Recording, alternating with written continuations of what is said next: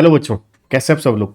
ये video specially उन बच्चों के लिए है जो क्या है सीए शेड्यूल के न्यू सिलेबस में अपेयर होने जा रहे हैं दिसंबर 23 एग्जाम में।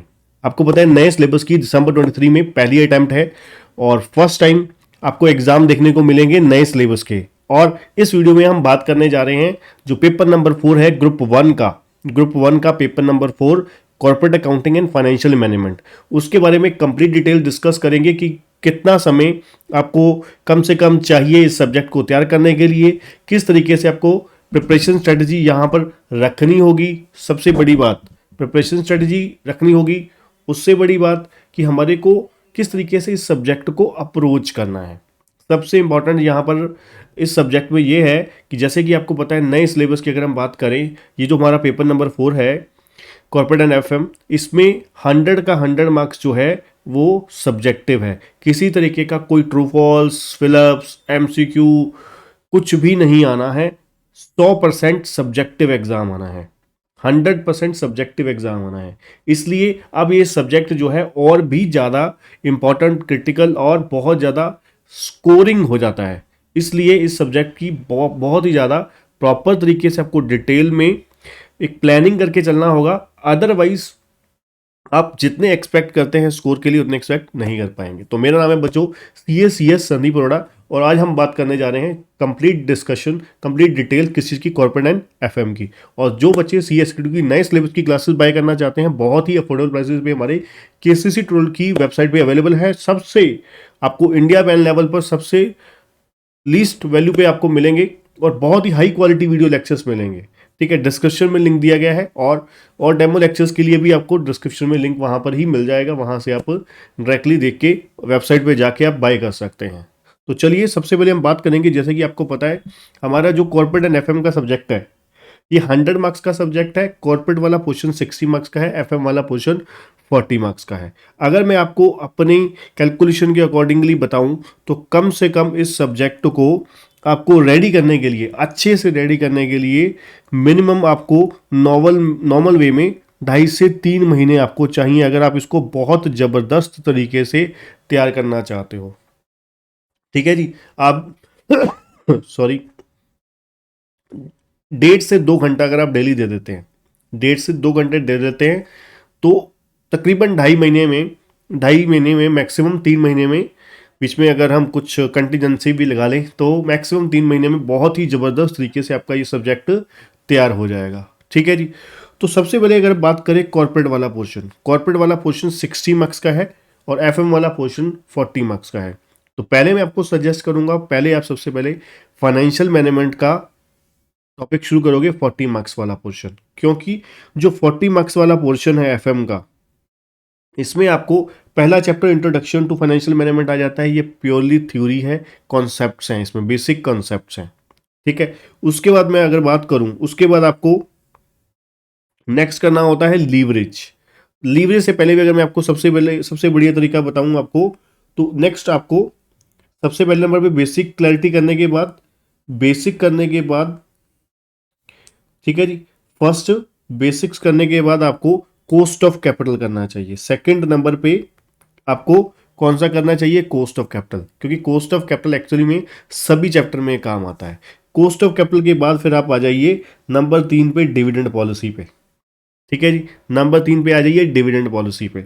डिविडेंड पॉलिसी के बाद आप आ जाइए लीवरेज में। लीवरेज किसी ना किसी चैप्टर में मिक्सअप करके आपको दिखाई दे जाएगा। ठीक है जी, ये आपका है कैपिटल स्ट्रक्चर के साथ है। ठीक है जी, कैपिटल स्ट्रक्चर के साथ ही आपको इधर ही लीवरेज का कॉन्सेप्ट दिख जाएगा, है ना, EBIT एनालिसिस, ओवर कैपिटलाइजेशन। ठीक है, इसी के अंदर ही आपको कैपिटल स्ट्रक्चर के अंदर ही लीवरेज का कॉन्सेप्ट दिख जाएगा। फिर उसके बाद उसके साथ आप कर लीजिए कैपिटल बजटिंग में अब 2 कॉन्सेप्ट हो चुके हैं। टाइम वैल्यू ऑफ मनी, ये बहुत अच्छे से कॉन्सेप्ट इंट्रोड्यूस किया गया है, पहले होता था पर एक्चुअली में आता भी नहीं था और इतना सही तरीके से नहीं था। टाइम वैल्यू ऑफ मनी बहुत ज़बरदस्त तरीके से एक्चुअली में लाया गया है। ठीक है, बहुत बढ़िया कॉन्सेप्ट है टाइम वैल्यू ऑफ मनी और कैपिटल बजटिंग दोनों। फिर उसके बाद आप आ जाइए वर्किंग कैपिटल। अगर मैं जब तक रिटर्न होता था सिलेबस, तब तक वर्किंग कैपिटल इंस्टीट्यूट का ICSI का सबसे फेवरेट चैप्टर में से एक है फाइनेंशियल मैनेजमेंट का। इसलिए मान के चलिए इसको मैं 5 स्टार रेटिंग दूंगा आईसीएसआई की अप्रोच के अकॉर्डिंगली। तो बहुत ही ज़्यादा फेवरेट है, इसमें बहुत ही ज़्यादा अच्छे तरीके से, खास करके वर्किंग कैपिटल फाइनेंस वाला जो है ना, total cost approach, cash cost approach, बहुत ज़बरदस्त तरीके से आपको करना है। ठीक है जी। उसके बाद आपका यहाँ पर और आ जाता है, हाँ, ये ऑपरेशनल अप्रोच जो है, ये क्या है, मार्जिनल कोस्टिंग है। एक्चुअली में इन्होंने मार्जिनल कोस्टिंग कोस्ट तो आपको पता है निकाल दी है, बस सिर्फ और सिर्फ मार्जिनल कोस्टिंग बचा है। मार्जिनल कोस्टिंग भी सबसे फेवरेट चैप्टर में से इंस्टीट्यूट का हमेशा रहा है, आईसीएसआई का। तो इसमें से भी आप कंफर्म मान के चलिए कि एक क्वेश्चन आपको यहाँ से भी लॉन्ग वाला या मीडियम वाला दिखने को मिलेगा ही मिलेगा। ठीक है जी, ये हो गया। फिर उसके बाद आपका कैपिटल स्ट्रक्चर लास्ट। ठीक है, ये आपकी पूरी की पूरी प्लानिंग हो गई किस चीज़ की, फाइनेंशियल मैनेजमेंट की। फाइनेंशियल मैनेजमेंट में अगर मैं आप मेरे से पूछे कि सर इसमें थ्योरी वाला पोर्शन कहाँ से आ सकता है, सबसे पहला इंट्रोडक्शन वाला पार्ट। ठीक है जी। उसके बाद आपको ये security analysis question chapter number 18, यहाँ से आपको थ्योरी आने की संभावनाएं होती हैं पूरी। ठीक है, ये आपका 40 नंबर की प्रिपरेशन की स्ट्रेटेजी है। इसको आपको ज़्यादा से ज़्यादा 1 महीने से ज़्यादा नहीं लगना चाहिए। ठीक है जी। इस पूरे सब्जेक्ट को अगर आप सेल्फ स्टडी में कर रहे हैं, तो 1 महीने से ज़्यादा मैक्सिमम नहीं लगना चाहिए। ठीक है जी। और अगर आप मेरे लेक्चर के अकॉर्डिंगली चलेंगे तो हार्डली आपको 25 दिनों में ये आपका पूरा का पूरा सब्जेक्ट ज़बरदस्त तरीके से आपका हो जाएगा, पूरा का पूरा पोर्शन 40 मार्क्स वाला। और सबसे हाई स्कोरिंग यही है, याद रखिएगा। अब उसके बाद चलेंगे कॉर्पोरेट वाले पोर्शन पे। कॉर्पोरेट वाले पोर्शन में 60 मार्क्स का पोर्शन आपको पता है। अब इसमें भी जो सबसे बढ़िया बात है, आपको पहले आप इंट्रोडक्शन टू अकाउंटिंग होता था, जो बेसिक्स हैं, journal, ledger, trial, cash book, है ना, subsidiary books, trading P and L का फॉर्मेट हो गया, फाइनल अकाउंट मतलब। ठीक है, ये सारे बेसिक्स आपको, टाइप्स ऑफ एक्सपेंसेस, है ना, नेचर ऑफ अकाउंट्स हो गए, अकाउंटिंग कॉन्सेप्ट्स हो गए, ये बहुत ही ज़बरदस्त तरीके से करने हैं।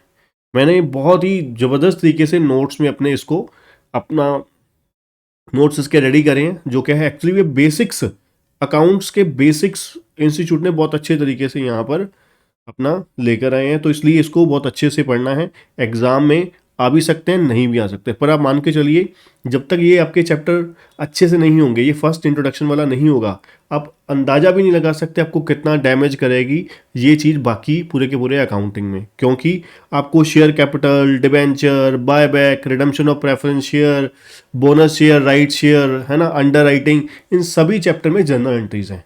जब तक आपके बेसिक्स नहीं क्लियर होंगे, आप बाकी चैप्टर में जर्नल एंट्रीज वगैरह, लेजर वगैरह कैसे बनाओगे। इसलिए बहुत ज़्यादा इंपॉर्टेंट बन जाता है, एग्ज़ाम के पॉइंट ऑफ व्यू नहीं, पूरे के पूरे आपके जो भी एक्सपर्टीज़ आप इस सब्जेक्ट में लाना चाहते हो, तो उसके पॉइंट ऑफ व्यू।